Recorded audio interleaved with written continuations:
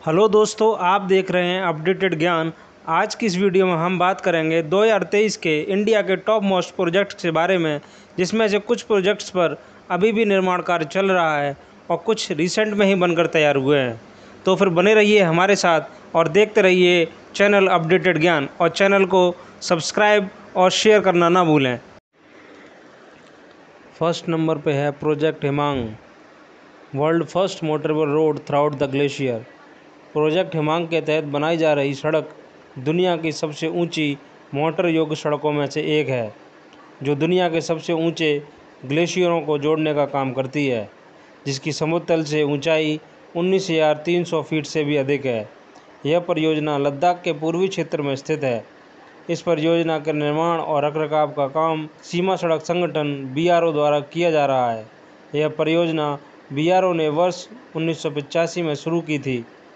वर्ष 2017 में सीमा सड़क संगठन BRO ने लद्दाख क्षेत्र में दुनिया की सबसे ऊंची मोटर योग्य सड़क का निर्माण किया है। इसके निर्माण का काम सबसे जोखिम भरे कामों में से एक रहा है। इससे यहाँ रहने वाले लोगों की स्थिति और सामाजिक और आर्थिक स्तर में सुधार होगा। हिमांग परियोजना दुनिया के सबसे ऊंचे युद्ध क्षेत्र सियाचिन ग्लेशियर और पेंगोंग त्योंगसी झील सहित संवेदनशील क्षेत्रों तक पहुंच निर्धारित करती है। सेकंड नंबर पे है Chenab rail bridge. Chenab rail bridge railway के Udhampur Srinagar Baramulla rail link project का एक हिस्सा है, जिसके जरिए श्रीनगर को पूरे देश से जोड़ा जा सकता है। इसे उत्तर रेलवे के द्वारा 28,000 करोड़ की अनुमानित लागत के साथ बनाया जा रहा है। यह पुल उधमपुर, कटरा, कांजीगुड़ को जम्मू कश्मीर से कनेक्ट करेगा। चनाब रेल ब्रिज 100 किलोमीटर प्रति घंटे की तेज़ रफ्तार के लिए डिज़ाइन किया गया है। चनाब रेल ब्रिज का मुख्य आर्च स्पाइन 467 मीटर है। यह पुल 1315 मीटर लंबा और समुद्र तल से ऊंचाई 359 मीटर है।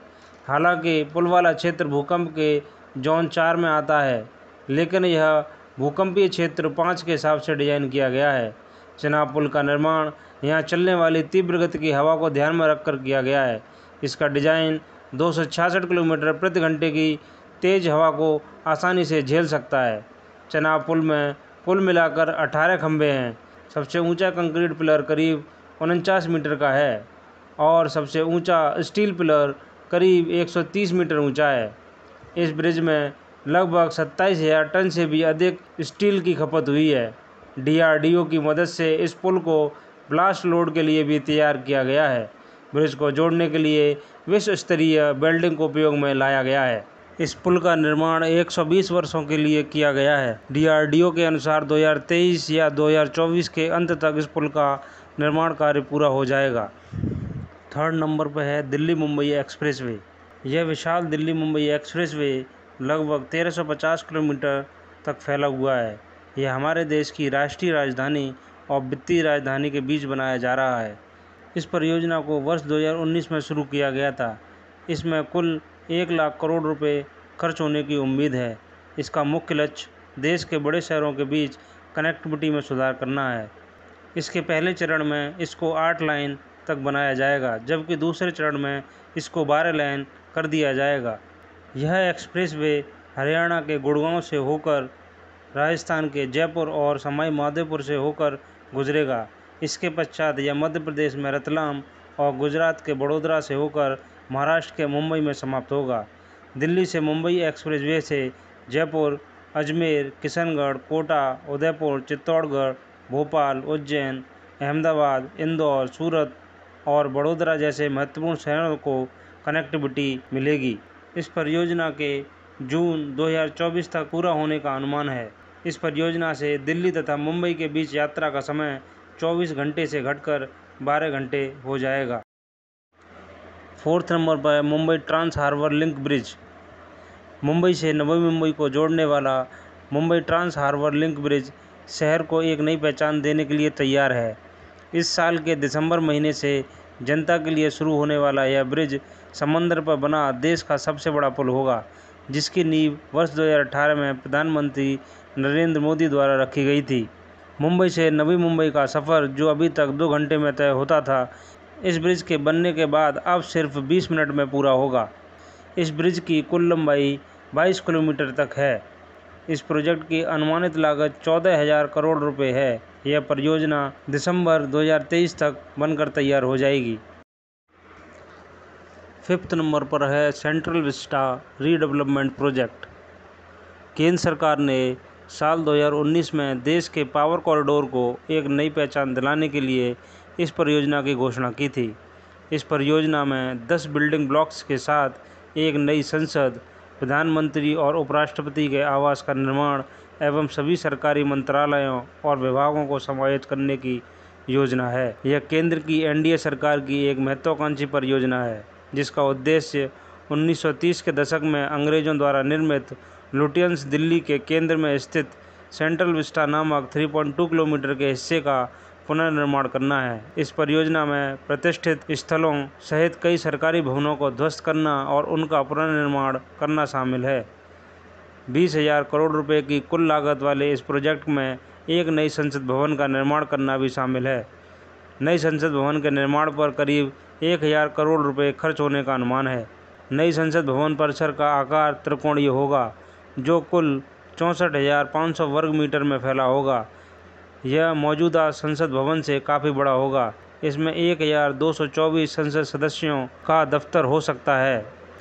नई बिल्डिंग में लोकसभा में 888 सांसद और राज्यसभा में 384 सांसदों के बैठने की व्यवस्था होगी। फिलहाल लोकसभा में 545 और राज्यसभा में 245 सांसद हैं।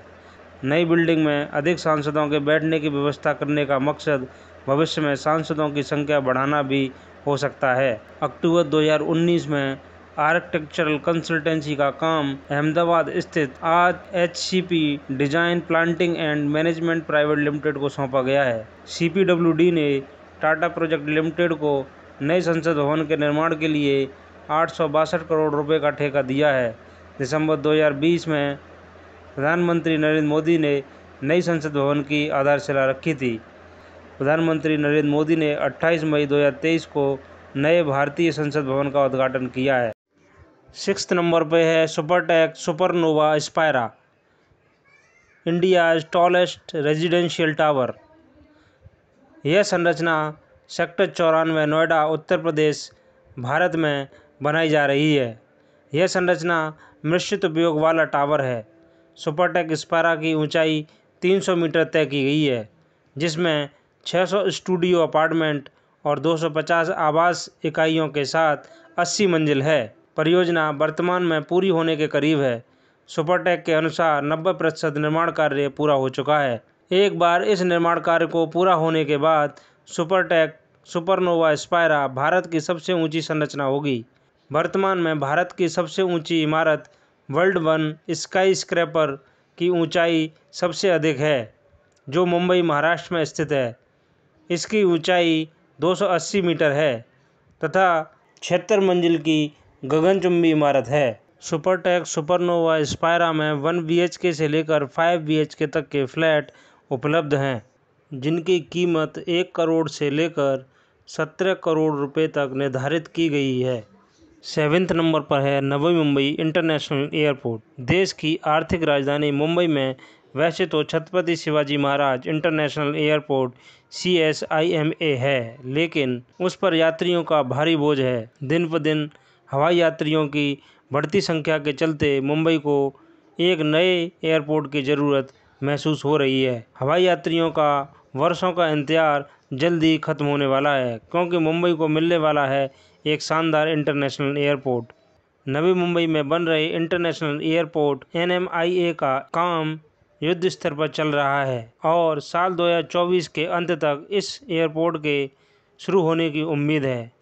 इसके तैयार होने के बाद मुंबई में देश का पहला मल्टी एयरपोर्ट सिस्टम होगा। Navi Mumbai international airport 1160 hectare क्षेत्र में फैला हुआ है।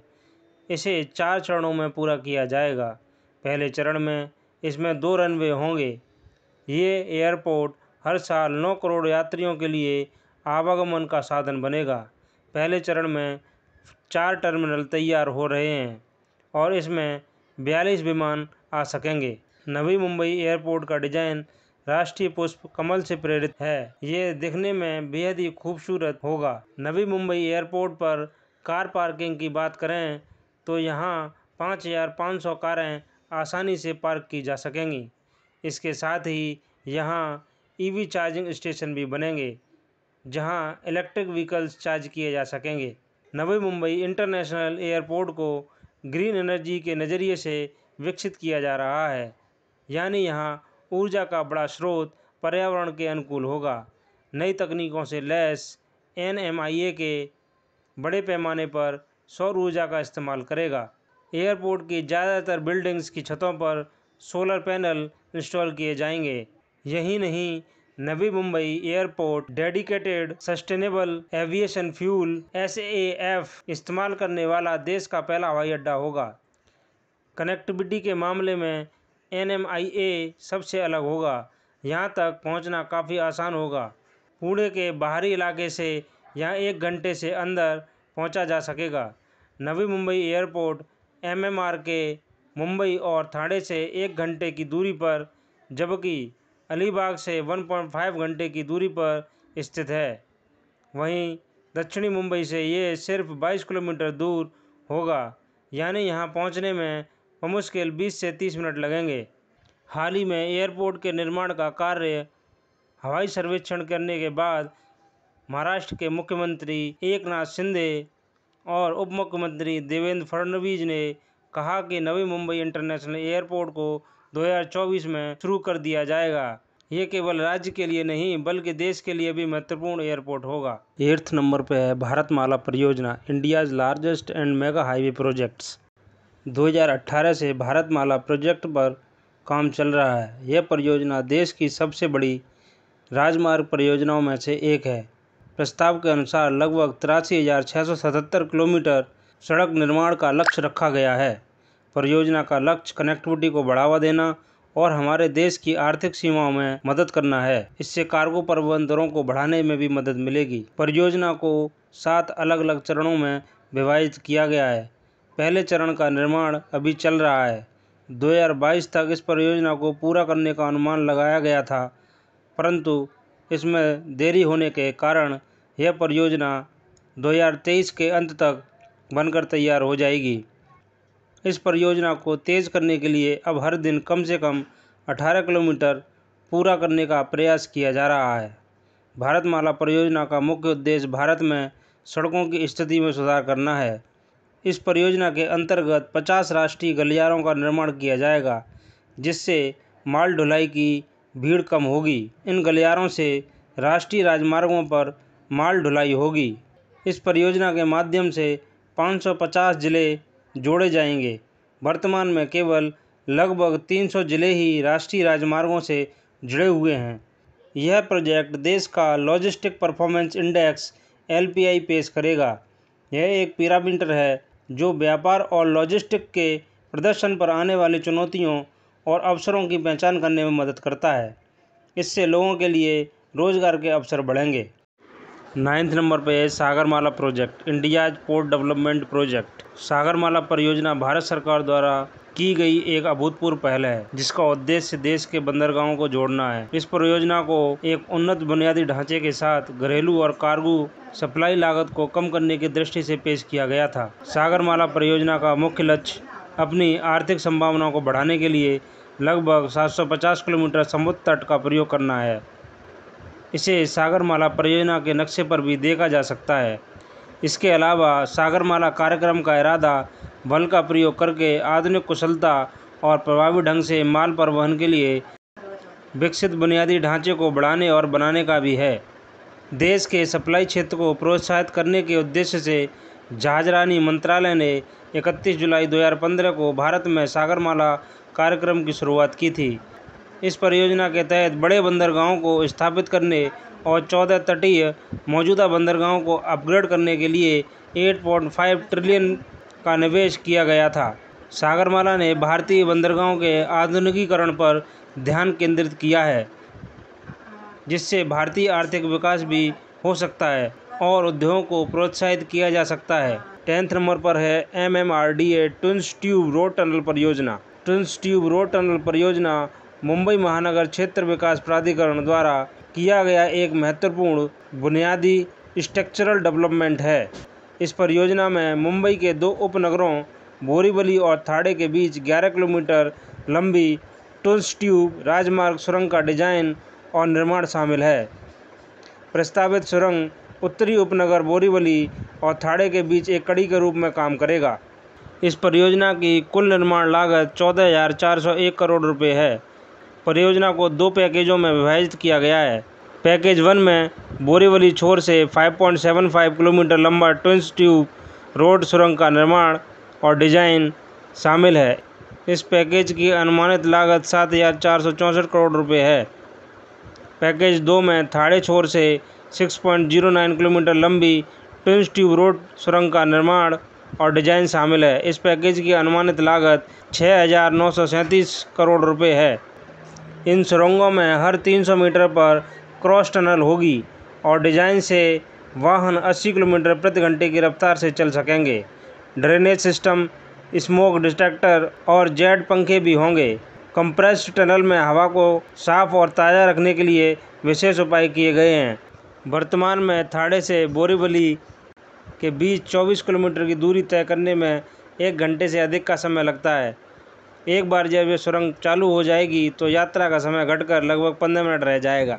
दोस्तों, अगर आपको हमारे द्वारा की गई कोशिश अच्छी लगी हो तो हमारे चैनल को लाइक, शेयर एंड सब्सक्राइब कर दीजिए।